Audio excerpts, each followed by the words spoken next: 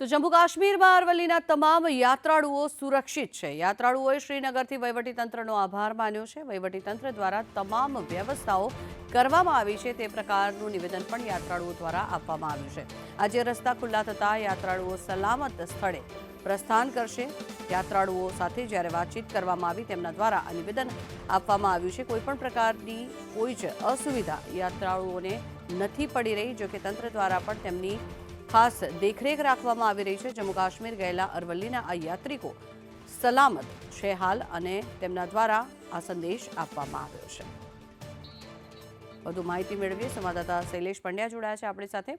શૈલેષ, જણાવશો યાત્રિકોની શું પરિસ્થિતિ છે હાલ? છેલ્લા ઘણા સમયથી તે લોકો ત્યાં ફસાયેલા હતા, અત્યારે હાલ શું પરિસ્થિતિ? જી શૈલેષ। શ્રીનગર યાત્રાએ ગયા હતા, ત્યાં ભારે ભૂસ્ખલન થવાના કારણે રસ્તા બંધ હતા, તેઓ ફસાયા હતા।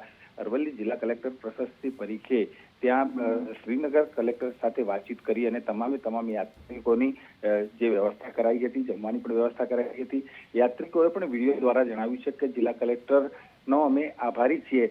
આજ રોજ રસ્તા ખુલ્લા થયેથી આગળના જે સ્થળ છે તે સ્થળ ઉપર જવા માટે યાત્રિકો તેઓ પ્રસ્થાન કરશે। હાલ તમામ યાત્રિકો સુરક્ષિત છે।